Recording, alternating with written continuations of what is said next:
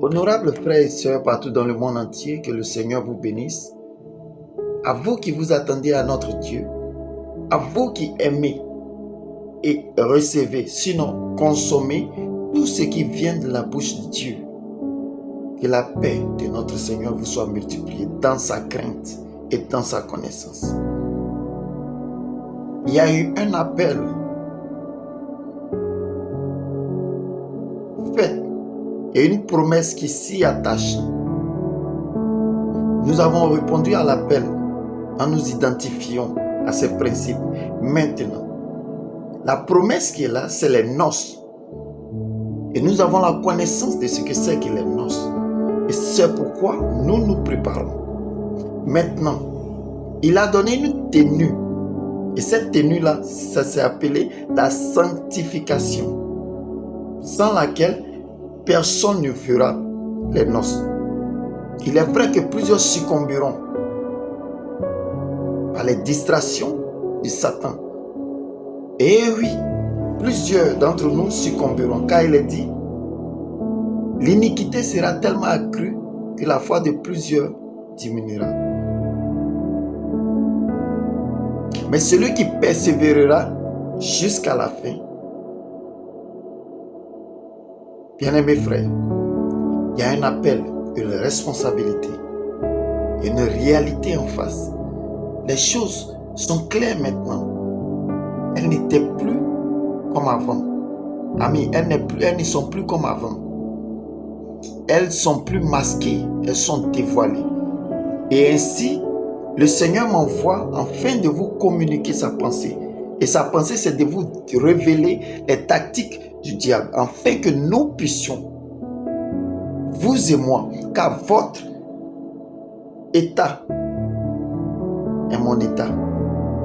Votre fidélité est ma fidélité. Votre statut est ma statut. Votre crainte de l'Éternel est ma crainte. Et votre attitude devant Dieu est mon attitude. Parce que je suis, selon lui, le responsable premier de votre préparation. Je suis au fait son ami. C'est moi qui l'a envoyé. Ne regardez pas l'apparence, s'il vous plaît. Il m'a envoyé de vous communiquer la tenue qu'il a choisie pour vous, pour les noces. C'est la seule tenue, quoi qu'elle soit démodée, quoi qu'elle soit sans style, mais c'est telle qu'il a choisie pour les noces. Et c'est la sanctification. Je vous le répète, c'est la sanctification. Je me suis tué à cause des caprices de certaines choses, certaines personnes envoyées par Satan. Vous stressant, vous agaçant. Et j'ai dit que non, écoute, je vais me relâcher un peu. Et ça m'a coûté très cher. Et maintenant, je suis de retour et j'aimerais vous parler de cela. Renouvelez vos forces. Je suis venu selon lui pour vous détailler ce que vous devez savoir, c'est-à-dire mettre à nu toutes les tactiques du diable, afin que nous puissions avoir la réalité en face. Nous pouvons voir les choses telles qu'elles sont. Je ne veux pas que vous soyez distraits par qui que ce soit, ni par les propos insensés, ni par les discours vains, ni par une vaine philosophie ou une généalogie sans fin. Comme beaucoup le disent que nous étions africains et nous étions israélites, mais nous sommes venus ici, là. Écoute, frère, c'est ce que tu crois, ta crainte de l'Éternel, ta façon de l'adorer qui détermine qui tu es. Ce n'est pas ce que la science te révèle, ce n'est pas ce que l'histoire te raconte, ce n'est pas ce que la théologie t'instruit. Non. C'est ce que tu vis, la réalité, ton expérience vis-à-vis de lui, avec lui plutôt, détermine qui tu es. Et si tu es béni avant la fondation du monde, en sa présence, tu seras toujours reconnu comme béni. Je ne parle pas de la bénédiction quelconque, mais une bénédiction simple et sincère qui est véritable. Je te parle de la connaissance de la vérité. C'est une bénédiction. Car tous ceux qui l'ont manqué sont malheureux, quoiqu'ils sont joyeux actuellement. Car le monde dans lequel nous vivons ne nous permettra pas d'être joyeux. Car lui n'a pas été joyeux quand il était ici, jusqu'à ce qu'il ait accompli. Il dit, demandons enfin que notre joie soit parfaite. Et c'est notre communion avec lui qui nous rend joyeux, qui nous rend heureux. Sinon, la Sainte Seine que nous prenons, ça annonce la tristesse, les difficultés dans lesquelles nous devons passer jusqu'à ce que nous ayons accompli tout. C'est pourquoi il nous faut un peu de vin pour pouvoir atténuer plutôt notre amertume. Car il est écrit, donnez du vin à celui qui a l'amertume dans le cœur, qui a de l'amertume dans le cœur, ou bien l'amertume de l'âme. Nous avons cela. Au fait, il est dit que à chaque fois que vous prenez ça, vous vous souviendrez, vous le faites en souvenir de moi. Mais ce n'est pas seulement en souvenir de lui,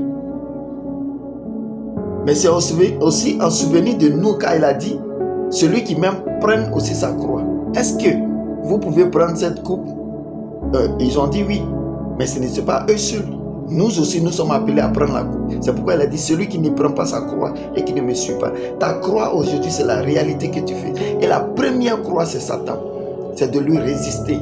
Donc c'est pourquoi je parle de la sainteté encore. Lui, son but, c'est de te distraire afin que tu te souilles. Il sait que tu as été sanctifié en recevant l'Esprit. Mais la vie de sanctification doit être continuelle, une expérience personnelle, journalière. Ce n'est pas temporaire, elle est journalière. Il y a beaucoup qui vont succomber dans ça. Il y a beaucoup qui vont attrister le Saint-Esprit en vivant comme la chair, en vivant comme selon la chair. Mais à vous n'êtes pas appelés à vivre comme ça. Et le seul moyen de le faire, c'est de résister au diable. Et le diable, c'est l'émetteur des pensées négatives, nocives, en ce qui concerne la sainteté. Et il y a beaucoup qui s'y prennent si facilement qu'ils sont maintenant, ils se sont adaptés et ils trouvent le confort dans ça. Et c'est eux-là même qui sont acharnés lorsqu'on parle de la sanctification. Et ils avancent jusqu'à prêcher contre cela, à dire que ça ne peut jamais être accompli. Ça, c'est la pensée exacte du diable. Et c'est ce qu'il veut que vous croyiez et que vous soyez. C'est une cage. Une cage. Donc, émancipez-vous de ce piège psychologique. Émancipez-vous de cette prison psychologique, mentale. Il n'y a personne pour le faire. Le Saint-Esprit ne va pas le faire pour vous. Il va simplement vous montrer la porte de sortie. Et c'est ce que je suis en train de vous faire, car il me l'a communiqué. Et je vous annonce qu'il vous le dit à chaque fois, à chaque instant qu'il est nécessaire de prendre une décision. Il ne se prononce pas sans une réalité de décision. À chaque fois qu'il se prononce qu'il y a une décision à prendre, et tu seras rendu responsable de toute décision que tu prends après avoir écouté lui son advice, son conseil. Et si tu rejettes, alors le Seigneur te rejettera aussi. Bien-aimés frères, le temps est tellement avancé. C'est l'heure maintenant de nous réveiller en fin du sommeil, car le sommeil a été prolongé. Cependant, si vous entendez sa voix, n'endurcissez pas vos cœurs. C'est ici le cri d'appel au réveil pour ceux qui dorment et avertissement pour ceux qui tardent. Si tu n'as pas encore reçu le Seigneur, c'est-à-dire accepter le Saint-Esprit, je ne parle pas du baptême. Ça n'a rien à voir avec le baptême d'eau. Le baptême d'eau, oui, c'est important. Mais, cependant, la confirmation que tu appartiens à Dieu, c'est le Saint-Esprit. Donc, si tu ne l'as pas, jusqu'à ce que tu l'aies eu, ne donne pas de repos à tes yeux.